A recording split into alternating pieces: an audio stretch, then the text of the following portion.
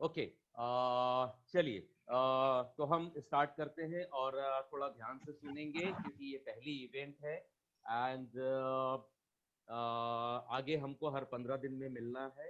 और तीसरी चीज ये है कि जो भी आज हम यहाँ डिस्कशन करेंगे वो सभी मेरे और हमारे ऑर्गेनाइजिंग कमेटी के थॉट्स हैं, जिसमें हम विचार विमर्श आगे चल करके करेंगे। Will think together, will add on something, and will apply all the things which is given by you. So let me introduce myself. I am Hridesh Chauhan. I am a corporate trainer working with many universities, colleges, private and government, and working with many insurance companies and other department of the central and state government.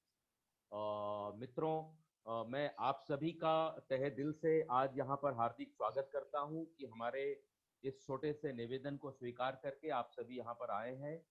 और मैं आपको बताना चाहता हूँ कि ठीक आज से 1 महीना पहले शिक्षक दिवस था, और शिक्षक दिवस की ओर से इंटरनेशनल ट्रेनर्स काउंसिल ITC, जिसका मैं एम्बेसडर हूँ, और काफी ट्रेनर्स, टीचर्स, कोचेस और इस तरीके की पर्सनैलिटीज को लेकर के, एडल्ट लर्निंग को लेकर के हम लोग उसमें काम करते हैं। तो वो एक चैरिटेबल ही ऑर्गेनाइजेशन है और हम बहुत सालों से उसमें जुड़े हुए हैं। बेसिकली जैसा मैंने आपको बताया कि मैं ट्रेनिंग के क्षेत्र में ही काम करता हूँ, और ट्रेनिंग के काम को करते करते मुझे वेरियस यूनिवर्सिटीज, विभिन्न कॉलेजेस, विश्वविद्यालय, स्कूल्स, हाई स्कूल, बाकी जितनी भी छोटी बड़ी स्कूल होती है, सभी में जाने का मौका मिलता है। सभी जितने भी अदर जो प्राइवेट स्कूल हो चाहे गवर्नमेंट की स्कूल हो, सभी जगह जाने का मौका मिलता है। उनके साथ बैठ करके टीचिंग के ऊपर में चर्चा करने का भी मुझे अवसर मिलता है। मेरी इन सेवाओं को देखते हुए महाराष्ट्र शासन की ओर से और बिहार शासन की ओर से, उनके राज्य के, बिहार राज्य और महाराष्ट्र राज्य के जो शिक्षा सलाहकार बोर्ड होता है उसमें सदस्यता भी मुझे दी गई है, और शिक्षा से के क्षेत्र से बहुत सारे काम मैं करता हूँ।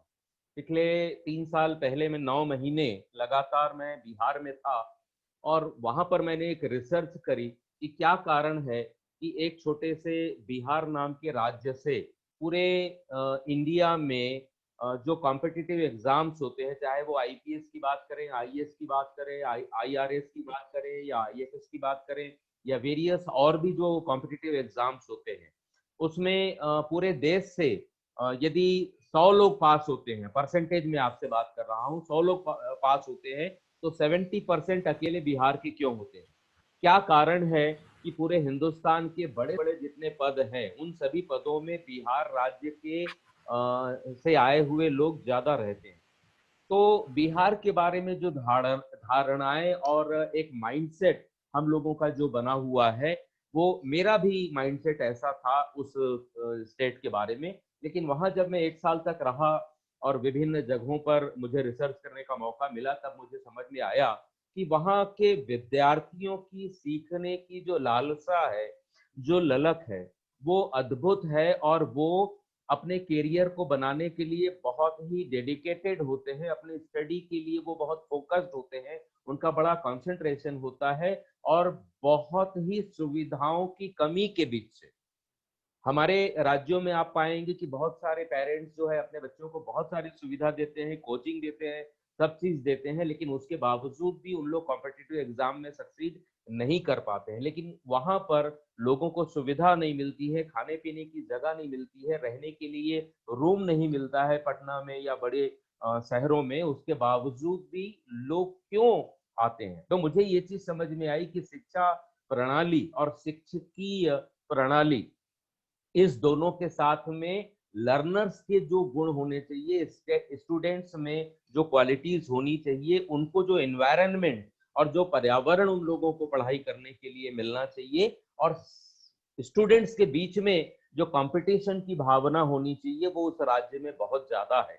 तो इसी बीच में मैं काम करते करते विभिन्न स्कूलों में गया, सेंट जेवियर स्कूल से लेकर के विभिन्न जितनी भी स्कूलें हैं, सब जगह teacher refresher course, trainer, refresher course, ये सब चीज़ करते-करते, तो मुझे ऐसा समझ में आया और कहीं-कहीं मुझे बड़ा अच्छा लगता था। मुझे बड़ा अच्छा लगा जब मुझे फॉर्च्यून 500 कंपनी के लिए काम करने का मौका मिला और उनका एक सीएसआर प्रोजेक्ट था, that is corporate social responsibility का प्रोजेक्ट, जिसमें ऑलमोस्ट 72 यूनिवर्सिटीज़ में स्टूडेंट और टीचर के साथ मुखातिब होने का मुझे मौका मिला और ऑलमोस्ट पिछले 2 सालों में मैंने लगभग सवा लाख स्टूडेंट्स के साथ मध्य प्रदेश और छत्तीसगढ़ में मुझे इंटरेक्ट करने का मौका मिला और एक दिन में 2-2 सेमिनार, 2-2 वर्कशॉप करके मैं इंटेंसिव ट्रैवल्स मैंने किए। और ट्रेनर के लिए, चूँकि मैं एक ट्रेनर हूँ, तो ट्रेनर कम्युनिटी के लिए बहुत सारी चीज़ें मैं देना चाहता था। तो ये सभी कहीं न कहीं पर शिक्षा के साथ में, एजुकेशन फील्ड के साथ में कनेक्टिविटी रही। मैं मेरे बैकग्राउंड के बारे में थोड़ा-सा आपको बताना चाहता हूँ कि ये विचार क्यों आया। तो ये बता देना बड़ा लाज़मी समझता हूँ कि एक बहुत ही छोटी और मिडल क्लास या लोअर मिडल क्लास फैमिली से बिलॉन्ग करता था और gate a good education, gate a good job. अच्छे से पढ़ो लिखो, अच्छा जॉब करो, यही एजुकेशन मुझे मिला था और कोई गाइडेंस मुझे नहीं मिलती थी या उस समय के स्टूडेंट को गाइडेंस नहीं मिला करती थी जिस समय पर मैं या रोमाना जी या उस तरीके के जो लोग हैं उन लोगों को मिलता रहा होगा। तो कोई कोचिंग या कुछ भी नहीं था, बड़ी छूट थी, अच्छा पढ़ो, अच्छा नौकरी करो, यही 2 सूत्र वाक्य हमको मिले। तो मैंने बीकॉम की पढ़ाई कर ली क्योंकि कॉमर्स के क्षेत्र में मेरे स्टूडेंट हुआ करते थे। मेरे जो फ्रेंड्स थे, वो सब कॉमर्स में जाते थे, तो मैं कॉमर्स में आ गया। किसी ने कहा बीकॉम करने से नहीं होगा, मास्टर्स करना पड़ेगा, तो मैंने एमकॉम कर लिया। किसी ने कहा कि तुम्हारी अंग्रेजी वीक है, तो मैंने एमए किया अंग्रेजी साहित्य में, इंग्लिश लिटरेचर में एमए किया डिस्टिंक्शन के साथ में। देन मुझे ऐसा लगा कि मेरी साहित्य में रुचि है, तो मैंने एमए इन हिंदी भी किया और फिर diploma in Hindi, diploma in Bengali किया, डिप्लोमा इन इंग्लिश किया।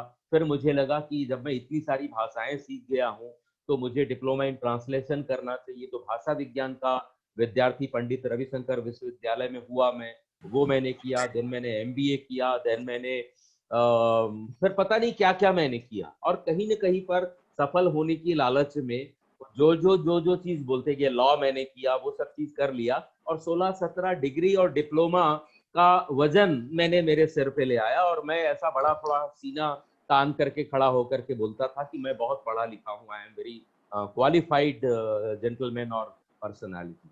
लेकिन एक चीज़ समझ में आई कि यदि आप एवरेज किसी भी क्षेत्र में होते हैं, औसत किसी भी क्षेत्र में होते हैं, तो आपकी पूछ और बखत नहीं होती है।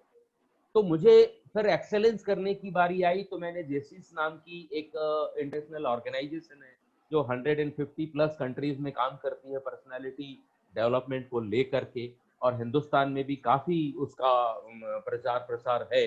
तो उसमें मैं जुड़ा 25 साल पहले और मेरे मित्र, परम मित्र हैं राजेश अग्रवाल जी, बहुत बड़े उद्योगपति हैं, उनके साथ मिल करके मैंने धीरे धीरे करके ट्रेनिंग के क्षेत्र में मैं गया। शुरुआत में तो हम शौकिया दृष्टिकोण से ही ट्रेनिंग के काम को किया करते थे, लेकिन धीरे-धीरे करके ये समझ में आया कि मैं जिस क्षेत्र में ऑपरेट करता हूँ, जिस स्टेट में मैं मध्य प्रदेश और छत्तीसगढ़ में ऑपरेट करता रहा, वहाँ पर ट्रेनर्स का नितांत अभाव था, अच्छे कोचेस नहीं मिला करते थे और जो बाहर से आते थे, उन लोगों के साथ लैंग्वेज की प्रॉब्लम होती थी, या तो चेन्नई से या बैंगलोर से, दिल्ली, पुणे, मुंबई या इसी 5-7 शहरों से लोग आते थे, तो उनके साथ ये इश्यू होता था कि वो हिंदी नहीं बोलते थे और यहाँ के जो पार्टिसिपेंट हुआ करते थे, वो चाहे एमबीबीएस के स्टूडेंट हो, एमडी के स्टूडेंट हो, सीए के स्टूडेंट हो, सीएस के स्टूडेंट हो, उनकी अंग्रेजी बड़ी परफेक्ट नहीं थी और अंग्रेजी जानते भी हैं, तो स्पोकन इंग्लिश का कहीं न कहीं पर नितांत अभाव होता है। इनका बिल्कुल अन्यथा लेने की बात नहीं है। लेकिन जो सच है वो मैं आपसे कहूँगा, अभी भी इस इवेंट में भी बहुत सारे हमारे मित्रों को जब मैंने इनवाइट किया, तो वो गूगल फॉर्म मैंने भिजवाया तो कई लोगों ने ये इंस्टेंटली रिप्लाई किया कि सर हम इसको छू नहीं सकते। मतलब क्यों? कुछ कोरोना है क्या इसमें? बोले नहीं सर इसमें अंग्रेजी का पूरा मटेरियल है और हम अंग्रेजी, मतलब आप सोचिए कि इतना फ़ियर का स्तर होता है। तो कहीं न कहीं ये फ़ियर भी मेरे मन में था, लेकिन मैंने 5, 7, 8 भाषाओं को सीख लिया, तो ये प्रमाणित हो जाता है कि यदि हमारी इच्छा शक्ति हो तो हम जितनी भाषाएँ चाहें, उतनी भाषाओं को हम सीख सकते हैं। तो इस तरीके से आगे बढ़ते गया। फिर मैंने teacher refresher course, trainer refresher course, ये सभी चीज किया। इसी बीच में सेंट जेवियर स्कूल का मुझे असाइनमेंट मिला और पूरे मध्य प्रदेश में मैंने उस स्कूल के लिए बहुत सारा काम किया। देन ज्ञान गंगा एकेडमी ऑफ स्कूल्स, उनके लिए मैंने काम किया। सेंट्रल स्कूल के लिए मैंने काम किया। इस तरीके से बहुत सारी अपॉर्चुनिटी मिलती गई, लेकिन मेरा फोकस शिक्षा के क्षेत्र, एजुकेशन से हट करके एडल्ट एजुकेशन में हो गया। बिकॉज मैं सर्टिफाइड फैकल्टी हो गया institute of chartered accountant of India का 2004 से, और लगभग 13,500 चार्टर्ड अकाउंटेंट्स को मैंने टीच किया, जो आज संसार के कोने कोने पर आज हैं, और कहीं कहीं पर वो बहुत अच्छा परफॉर्मेंस कर रहे हैं। चाहे आप श्रीलंका में जाएं, चाहे आप नेपाल में जाएं, एम्स्टर्डम में मैं देखता हूँ, यूके में देखता हूँ, यूएस में देखता हूँ, एवरीवेयर उन लोग हैं। तो बड़ा अच्छा लगता है। तो ये छोटा सा बैकग्राउंड से समझ में आया कि यदि गाइडेंस स्टूडेंट को प्रॉपर नहीं मिलता है, चाहे वो बच्चा आपका हो, चाहे वो बच्चा मेरा हो, या किसी पेरेंट ने मुझ पर और आप पर भरोसा करके उसे किसी स्कूल में एडमिशन दिलाया हो, चाहे वो गवर्नमेंट की स्कूल हो, चाहे वो प्राइवेट स्कूल हो, लेकिन ये हमारी एक बहुत बड़ी रिस्पॉन्सिबिलिटी बनती है। बड़ा अच्छा लगता है जब हम यहाँ पर हम राष्ट्र निर्माता हैं नाम का तमगा हम लगा लेते हैं कि हम राष्ट्र निर्माता हैं, शिक्षक राष्ट्र निर्माता होते हैं। लेकिन हम ये प्रश्न खड़ा होता है कि क्या हम राष्ट्र निर्माता की उपाधि को पाने के लायक अपने आप को बनाने में समर्थ हुए हैं? क्या मैं मेरे शिक्षा नाम के जो नोबल प्रोफेशन है उसके साथ में मैं जस्टिस कर पा रहा हूँ? क्या मैं न्याय उस शिक्षा के प्रोफेशन के साथ में कर पा रहा हूँ?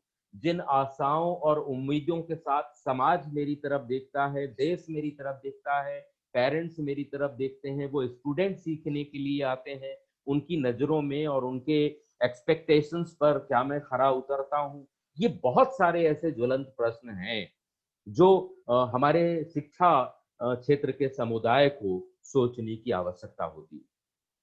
इसी दौर में चलते चलते ये चीजें चलती रही, फिर मैं आगे पढ़ता रहा, आगे बढ़ता रहा, लेकिन कहीं ना कहीं पर एक रुझान,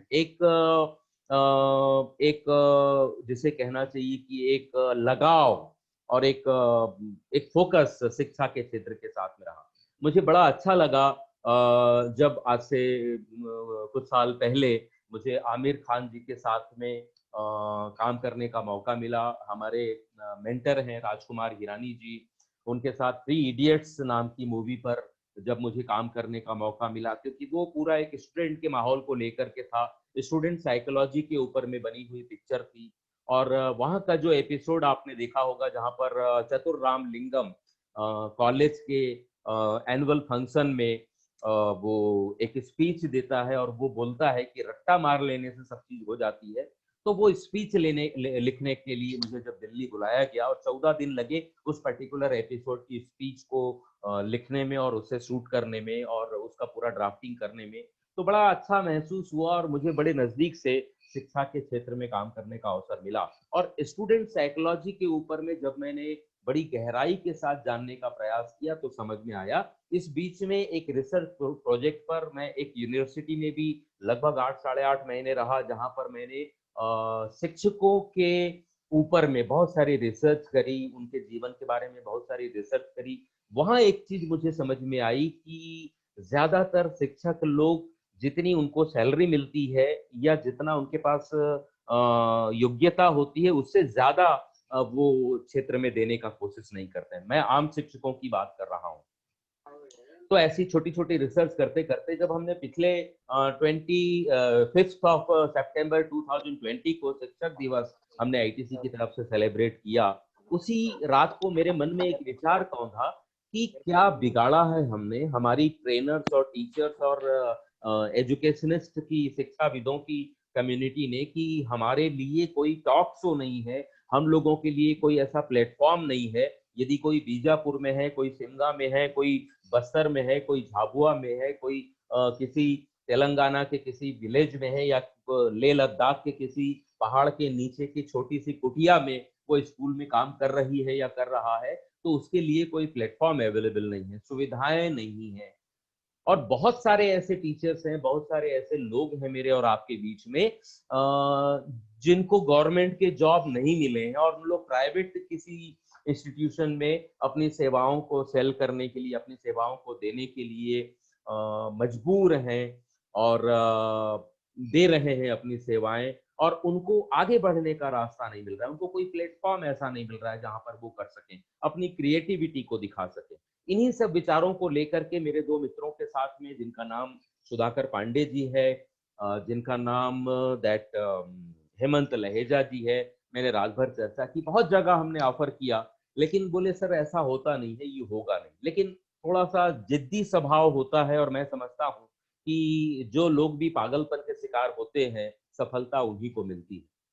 और मैं आपको ये चीज़ कहता हूँ कि आपका यदि सहयोग मिले, तो पूरे संसार को आपके इसी ज़ूम के प्लेटफ़ॉर्म पर ला कर के हम खड़ा करेंगे। मेरा वो सपना है कि हमारे साथ इसी साल में किसी दिन 10,000 लोग पूरी एक सेमिनार में पूरे वर्ल्ड के शिक्षक एक साथ जुड़े, उसमें कम से कम 100 प्लस कंट्रीज़ के लोग हों और हम लोग एक-दूसरे के साथ में मुखातिब हों, एक-दूसरे के विचारों को जानें। भले उनकी भाषा को हम ना समझ पाएँ, ज़रूरत पड़ेगी तो हम ट्रांसलेटर अपॉइंट कर लेंगे, लेकिन हम एक-दूसरे की शिक्षा प्रणाली को, एक-दूसरे की शिक्षा के तरीके को, उनकी क्रिएटिविटी को जानने, समझने और अप्लाई करने का हम प्रयास करेंगे।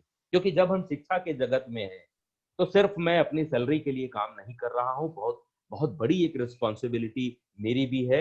ये कल कोई मेरी सेमिनार थी, उसमें गाना भी गा रहा था कि सजन रे झूठ मत बोलो, खुदा के पास जाना है, न हाथी है न घोड़ा है, वहाँ पैदल ही जाना है। मतलब कि कहीं न कहीं पर मुझे जो कर्म मिले हैं, मुझे जो काम करने का जो एक नोबल प्रोफ़ेशन मिला है, क्या मैं उसके साथ में न्याय कर पा रहा हूँ? यदि यहाँ पर कोई मुझसे जवाब नहीं माँगता है, वो छोटे-छोटे बच्चे हैं, वो स्टूडेंट्स हैं, वो मुझे कुछ नहीं कहेंगे। यदि मैं खैनी भी उनके सामने क्लास में बैठ कर के खाऊँगा, वो मुझे कुछ नहीं बोलेंगे। पेरेंट्स मुझे देखते नहीं हैं, शासन मुझे देखता नहीं है, मेरे इंस्टीट्यूशन के लोग मुझे देखेंगे नहीं, वो मुझे मोटिवेट नहीं करेंगे कि तुम एक्सेल एक्सेल करो, तुम क्रिएटिव होने का कोशिश करो। मोटिवेट यदि मुझे करना है, तो मुझे अपने आप को मोटिवेट करना पड़ेगा, हमें एक-दूसरे को मोटिवेट करना पड़ेगा, हमें एक-दूसरे को आगे बढ़ाने के काम को करना पड़ेगा और इसी उद्देश्यों को लेकर के हमने एक विचार रखा कि टीचर्स का एक शो हमें करना चाहिए। फिर मुझे ऐसा लगा कि टीचर्स को जब हम ला रहे हैं, तो मैं भी तो एक टीचर हूँ, if I am a trainer क्योंकि मैं टीचर्स को टीच करता हूँ। रुमाना जी हैं यहाँ पर, वो भी टीचर्स को टीच करती हैं। झांसी जी हैं, वो एजुकेशन का काम करती हैं। बहुत सारे ऐसे लोग हैं जो टीचर के संगठन के लिए काम तो हमने फिर एक विचारधारा रखी कि सभी शिक्षकों को, चाहे वो किंडरगार्टन केजी 1 को टीच करते हों, चाहे वो पीएचडी के स्टूडेंट को टीच करते हो, सबके लिए कॉमन प्लेटफ़ॉर्म होना चाहिए। वहाँ प्रोफ़ेसर हो सकते हैं, वहाँ लेक्चरर्स हो सकते हैं, टीचर हो सकते हैं, गुरुजी हो सकते हैं, एलडीटी हो सकते हैं, यूडीटी हो सकते हैं, एवरीवन, प्रिंसिपल हो सकते हैं। फिर हमने कहा कि भई इस प्लेटफ़ॉर्म पर स्कूल ओनर और कॉलेज और इंस्टीट्यूशन के मालिक लोगों को भी आना चाहिए, ताकि उन्हें भी ये दुःख-दर्द मालूम पड़े कि हम लोग किस तरीके से सोचते हैं। फिर हमने कुछ पेरेंट्स को भी इनवाइट किया, तो ये मिला करके एक शिक्षा का क्षेत्र बना। क्योंकि शिक्षा एक प्रोफ़ेशन नहीं है, शिक्षा एक काम नहीं है, बल्कि शिक्षा एक धर्म है। और मेरा ये मानना है कि हम उस धर्म को का हम पालन करते हैं। आप गुरु नानक को मानते होंगे, बहुत अच्छी बात है। आप प्रभु यीशु को मानते होंगे, बहुत अच्छी बात है। आप अल्लाह खुदा को आप मानते होंगे, बहुत अच्छी बात है। आप राम को मानते होंगे, कृष्ण को मानते होंगे, आप किसी भी धर्म को मानते होंगे, किसी भी पंथ को मानते होंगे, लेकिन शिक्षा से बड़ा धर्म कुछ भी नहीं है। क्योंकि आज भी वही शिक्षा प्रणाली जो उपदेश देने की प्रणाली थी, आज भी कार्यरत है और हम यदि बूढ़े भी हो जाते हैं और हमारे कितनी भी एज हो जाती है, तो हम उस मेंटर्स के पास में, उन गुरुजनों के पास में, उस रिलीजियस धर्म गुरुओं के पास में जाकर के शिक्षा ही हम माँगने के लिए जाते हैं कि हम ज़िंदगी को कैसे हैपीली गुज़ार सकें। तो वो भी एक शिक्षा है। तो शिक्षा का बहुत बड़ा विशाल स्वरूप है। शिक्षा वो नहीं है जो हम व्हाइट बोर्ड या ब्लैक बोर्ड में देते हैं। शिक्षा वो नहीं है जो हम ज़ूम पर और कुछ क्रिएटिव गेम्स करके देते हैं। शिक्षा शब्द अपने आप में बहुत वज़नी और सबसे भारी शब्द हम कह सकते हैं। तो इन्हीं विचारों को लेकर के हमने एक कॉमन प्लेटफ़ॉर्म बनाने की कोशिश की। प्यूरीफाई हमने नाम को किया और finally we have decided to go for teach talk क्योंकि टीच मतलब टीचर भी है, टीच मतलब ट्रेनर भी है, टीच मतलब कोच भी ट्रेनिंग करता है, फैसिलिटेटर भी टीच करता है, टीचर्स ट्रेनर भी टीच करता है, बच्चों को पेरेंट्स भी टीच करते हैं, समाज भी सबको टीच करता है, देश भी सबको टीच करता है। क्योंकि हमारे प्रधानमंत्री जी को भी टीच करने की जरूरत पड़ी। हमारे प्रधानमंत्री जी जब नए प्रधानमंत्री बने तो उन्होंने कहा कि भी चलो सभी स्वच्छता अभियान करें, हम सब झाड़ू लगाएं। और महात्मा गांधी जब थे तब कितनी अशिक्षा थी, तो उनको जब टीच करना था तो उन्होंने बोला कि ऐसे नहीं समझेंगे मेरे देशवासी लोग, बड़े भोले हैं, उनको शिक्षा नहीं है, वो बेचारे कभी पढ़े लिखे नहीं है, तो उन्होंने 3 बंदर बना दिए और 3 बंदर के माध्यम से उन्होंने कहा कि यही शिक्षा है कि बुरा मत देखो, बुरा मत सुनो और बुरा मत क्या था और क्या 3 चीज थी? कहो, बुरा मत हाँ, कहो। बुरा मत कहो। ठीक है, तो बहुत अच्छी बात उन्होंने कही थी, तो वो बड़ा फेमस हुआ पूरे संसार में और लोगों ने कहा कि बुरा मत देखो, बुरा मत सुनो, बुरा मत कहो। और गांधी जी यदि आज मेरे साथ और आपके साथ जूम कॉल पर होते तो उनके 3 बंदर नहीं होते, उनके 4 बंदर होते और चौथे बंदर का नाम वो होता जो मेरी अगली पुस्तक का नाम है, जिसे मैं लिखना चालू कर चुका हूं। उसका नाम है फोर मंकीज। चौथा बंदर उसका नाम, फोर्थ मंकी, जिसका उस पुस्तक का नाम है फोर्थ मंकी, जिसकी आज निहायत आवश्यकता है। और वो फोर्थ मंकी या चौथा बंदर है, बुरा मत सोचो और छोटा मत सोचो, जो एपीजे अब्दुल कलाम ने कहा था। 2 चीजें आती है वहां पर, जिसे हम यहाँ पर हाथ रख करके, मैं चाहूंगा कि यहाँ सब लोग हाथ रखें, यदि है हमारे पास लेकर के आए हैं आज इस जूम कॉल में, तो हाथ रखें हम लोग और कहे कि बुरा मत सोचो और छोटा मत सोचो, हमेशा सोचो तो बड़ा सोचो। तो वो चौथे बंदर की कहानी को हमें याद करते हुए इस टीच टॉक का आज हम यहाँ पर लॉन्चिंग कर रहे हैं और इतिहास की आज आप विटनेस कर रहे हैं, एक महान इतिहास की रचना कर रहे हैं। जितनी भी अड़चने आएंगी, मैं जानता हूं कि अड़चने आएंगी और हम उसके लिए प्रिपेयर्ड है, मेरी टीम उसके लिए फुल्ली प्रिपेयर्ड है और उसी टीम में जुड़ने के लिए मैं आपको आह्वान कर रहा हूं। आज मैं प्रिपेयर नहीं कर पाया हूं, गूगल फॉर्म यदि हेमंत जी के पास में या सुधाकर जी के पास में हो तो आप उसे पोस्ट कर दें। और आप सभी से आग्रह है कि फ्री ऑर्गेनाइजेशन है, इसमें किसी का कोई बेनिफिट नहीं होना है, कोई रुपए कमाने के लिए हमने ये ऑर्गेनाइजेशन नहीं किया है। रुपए कमाने के लिए रोमाना जी हमारी मेंटर हैं और वो बहुत अच्छे तरीके से जानती है कि मेरे पास में समय नहीं है स्लॉट देने का। यदि कोई मुझसे कॉल करता है तो मैं 1 महीने बाद का अपॉइंटमेंट देता हूँ कि सर आप मुझे इतने तारीख को इतने बजे कॉल करना है, ट्राई टू टॉक, वो भी ट्राई करने के लिए बोलता हूँ कि भी मैं कोशिश करूंगा कि 15 तारीख को आपसे बात कर सकूं। एक एक मिनट का एक एक बोल को बोल बिकते हैं, तो रुपए कोई मैटर नहीं है। मैं नहीं समझता कि कोई बहुत बड़ा मैटर है, लेकिन मेरा धर्म, जो शिक्षा मेरा धर्म है, वो मेरे लिए बहुत बड़ा मैटर करता है। तो इस टीच टॉक शो के इस अवसर पर मैं चाहूंगा कि आप सभी लोग जब आज इकट्ठा हुए हैं तो थोड़ी सी मैं आपको जानकारी दूं। आप इसमें एडिशन ऑल्ट्रेशन करें, आप सभी व्हाट्सएप ग्रुप में भी हैं, आप अपने गूगल फॉर्म के माध्यम से या हमारी सबाना जी को या आप रोमाना जी को या आप झांसी जी को या हेमंत सर को या सुधाकर पांडे जी को अपने विचार लिख करके हिंदी में, तेलुगु में, तमिल में, कन्नड़ में, सहेली में, उड़िया में, बंगाली में, आप किसी भी भाषा को जानते होंगे तो आप उस भाषा में लिख करके उनको दें कि ये होना चाहिए, ये होना चाहिए, ये होना चाहिए।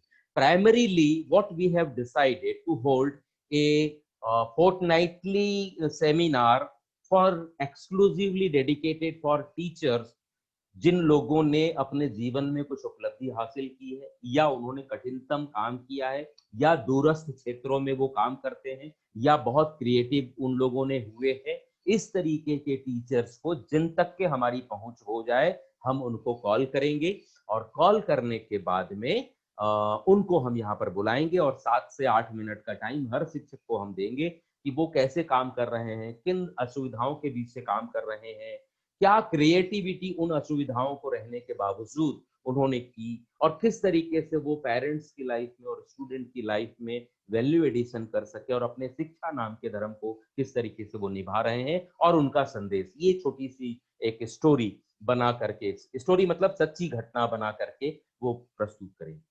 तो हम इसका बड़ा विस्तार पूर्वक करना चाह रहे हैं। अभी हम भारत में ऑपरेट कर रहे हैं, लेकिन 1 से 1.5 महीनों के भीतर में इसे वर्ल्ड लेवल पर हम ऑपरेट करेंगे और अगली बार में ही हम ये चाहेंगे कि नेक्स्ट मंथ नवंबर से ही हमारे साथ में लोग आ जाएं।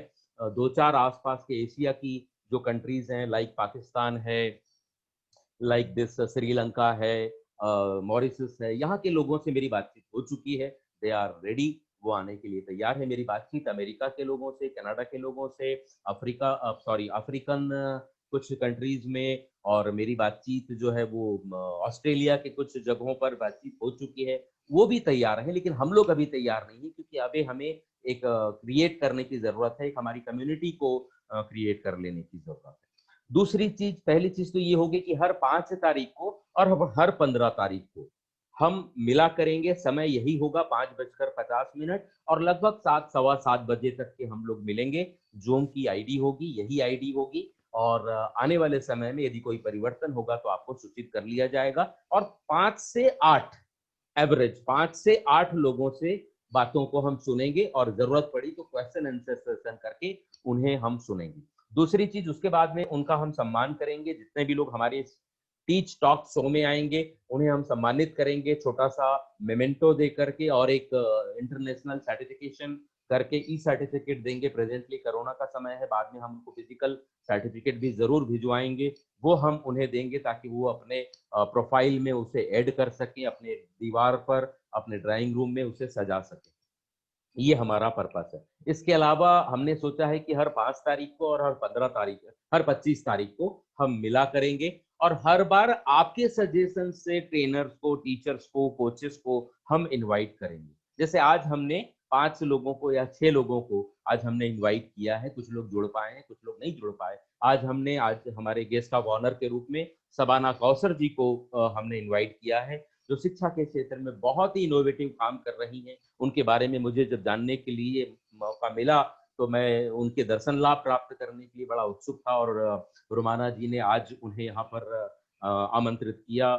Really I am very much thankful to her कि वो यहाँ पर आई और रुमाना जी ने उन्हें बुलाया।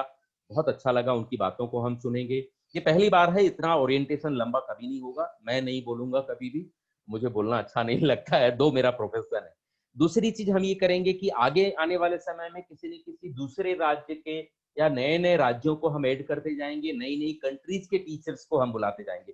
सोचिए आप कैसा लगेगा, जो दूरस्थ श्रीलंका के किसी गांव में, समुद्र के अंदर में, किसी टापू पर कोई शिक्षक काम कर रहा है, प्राइमरी बच्चों को पढ़ा रहा है झाड़ के नीचे में, और वो अपने मोबाइल से हमारे साथ कनेक्ट होगा और वो हमें बताएगा। यदि उसकी भाषा हम नहीं समझ पाएंगे तो एक ट्रांसलेटर होगा, और वहां पर पहुंच करके आप जब उसकी बातों को सुनेंगे कि वो अपनी शिक्षा को किस तरीके से दे पा रहा है, तो कितना बड़ा आनंद और सुख का अनुभव हमें मिलेगा, हमें कितनी बड़ी सीख मिलेगी।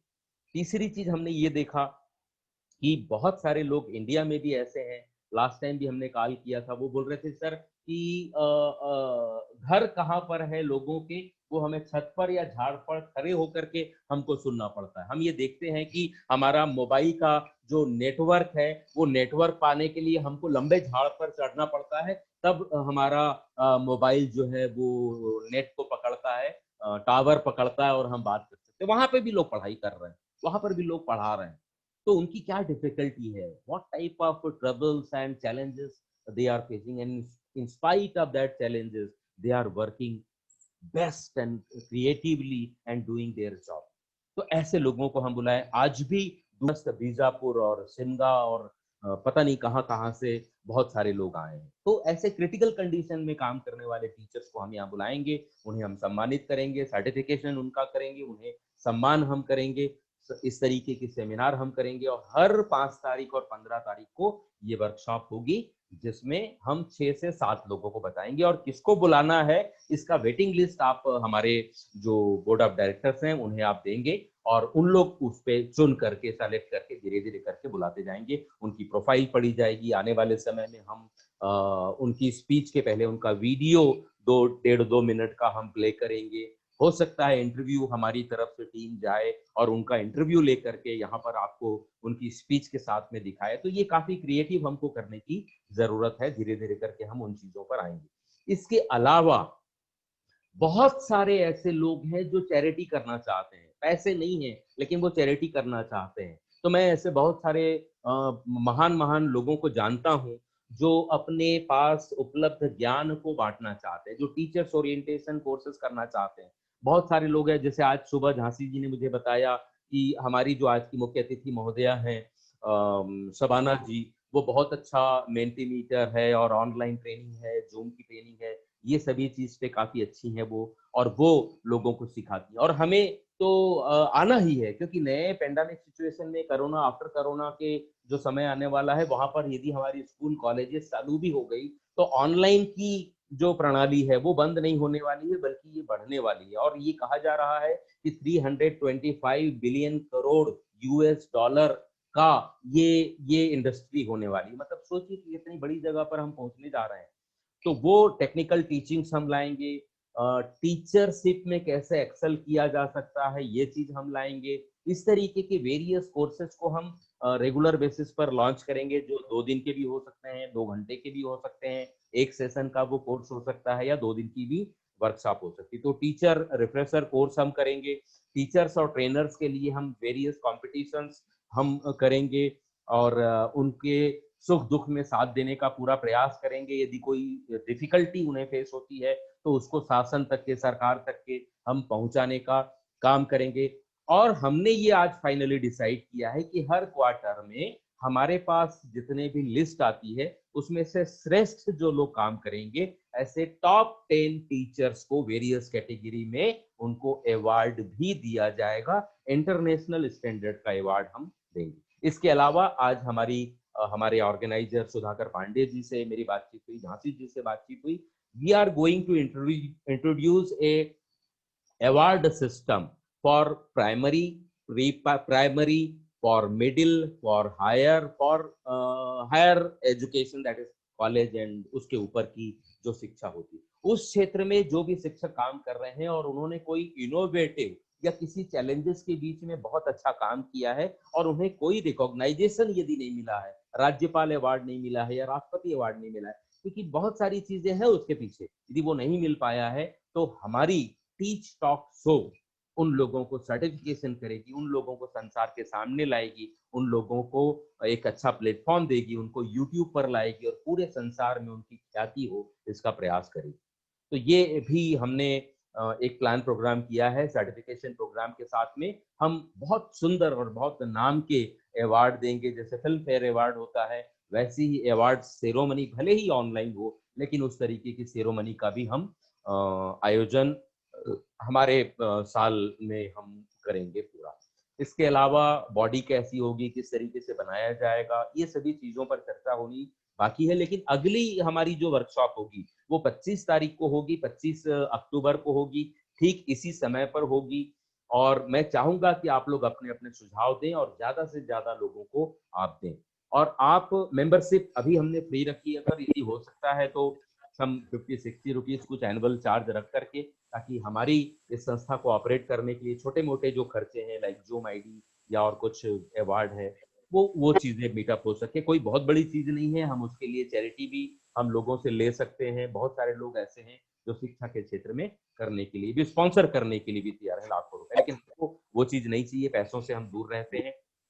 हम यही चाहते हैं कि एक दूसरे के साथ में हम आगे बढ़े और देश विदेश की शिक्षा प्रणाली को, देश विदेश के शिक्षकों को हम ला सकें। इसी बीच में भारत शासन ने नई शिक्षा प्रणाली या नवीन शिक्षा पॉलिसी को लॉन्च किया है और हमारे शिक्षक लोग से लेकर के पेरेंट्स और स्टूडेंट तक के आज भी अनभिज्ञ हैं कि वो क्या चीज है और कैसे होता है। तो उसके बारे में भी हम रिफॉर्म करें और नई नई चीजें लोगों को ला करके हम लोग देखते जाएं। तो इस तरीके से हमारा मिशन है, पर्पस है, जिसे अभी डिस्क्राइब करना, डिफाइन करना, प्यूरिफाई करना और फाइनली पब्लिश करना अभी बाकी है। वेबसाइट बनाना अभी बाकी है और बड़े वृहद पैमाने पर हम इसे लेकर के जाने का प्रयास कर रहे हैं। तो मैं समझ पाया हूँ कि मैंने कम समय में जितना समय आपने दिया आज मैं बता पाया हूँ, लेकिन हर बार जैसे जैसे हम अपग्रेड करेंगे वैसे वैसे आपको ग्रुप के माध्यम से, ईमेल के माध्यम से, व्हाट्सएप ग्रुप के माध्यम से, यूट्यूब के माध्यम से हम आप लोगों को अपग्रेड करते रहेंगे।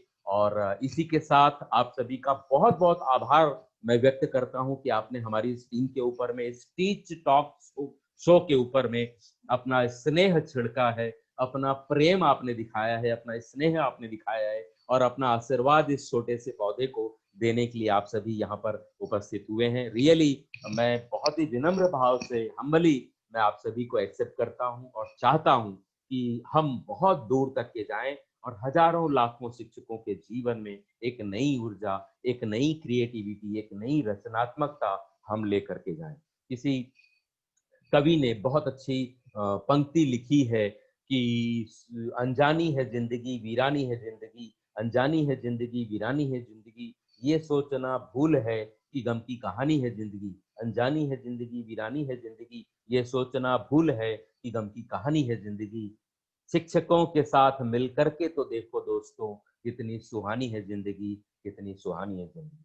मैं हृदय चौहान इसी चीज के साथ, इन्हीं शब्दों के साथ आप सबको सादर नमन करता हूं। आप सभी को गुरुजन स्वीकार करते हुए चाहता हूं कि हम इस मिशन को, इस पर्पस को, इस प्लेटफॉर्म को बहुत दूर तक के ले जाएं और आने वाले समय में हम बहुत सारे शिक्षाविदों को, शिक्षा के क्षेत्र में काम करने वाले लोगों को, मैं तो चाहूंगा कि हिंदुस्तान के भी शिक्षा मंत्री, दैट इज माय ड्रीम, कि हिंदुस्तान के, भारत के जो शिक्षा मंत्री हैं और प्रधानमंत्री हैं और राष्ट्रपति भी हैं, उन्हें भी आपके बीच में ला पाऊंगा मैं। ऐसा संबल आप मुझे दें, इसी साल में इस बड़े विजन को लेकर के मैं आऊंगा और मैं बहुत सारी चीजें आपको लेकर के जाऊंगा। लेकिन आवश्यकता है कि एक अकेला उंगली कुछ नहीं कर सकता। हम सभी जब हम एक पूरे उंगलियों को मिला लेंगे तो मिट्टी मुट्ठी बनती है, और जब हम पूरे हाथ को अपने साथ मिला लेंगे तो पूरी ताकत पैदा होती है। और इस ताकत को लेकर के हम दूर तक के जाएं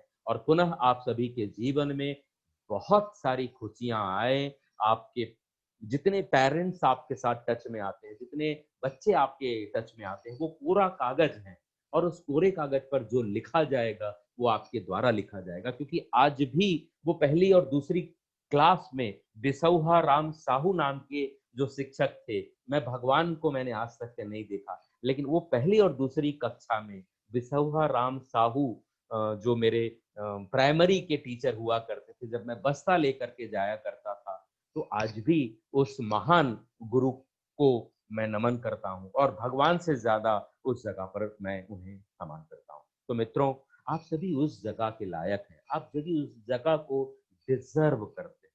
समस्याएं थी, हैं और रहेंगी, उसे कभी दूर नहीं किया जा सकता। लेकिन इन्हीं शब्दों के साथ मैं चाहूंगा कि मेरी स्पीच लंबी हो गई थोड़ा सा, उसके लिए मैं क्षमा प्रार्थी हूँ और चाहूंगा कि आज की इवेंट को हम लोग विधिवत चालू करते हैं। मैं चाहूंगा कि एक बार सभी लोग जोरदार तालियों से, और कोई रास्ता नहीं है, जोरदार तालियों से इस इवेंट का, इस समारोह का आगाज करें। और मैं चाहूंगा कि आगे सुधाकर जी, झांसी की रानी जी और हेमंत लहेजा जी अपने इस इवेंट को लेकर के आए। Thank you. जय हिंद। बहुत बहुत धन्यवाद। मैं आपकी भावनाओं को समझ सकता हूँ कि आपका जो विजन और मिशन है वो काफी विस्तृत है एवं व्यापक है। तो मैं चलिए आज के कार्यक्रम के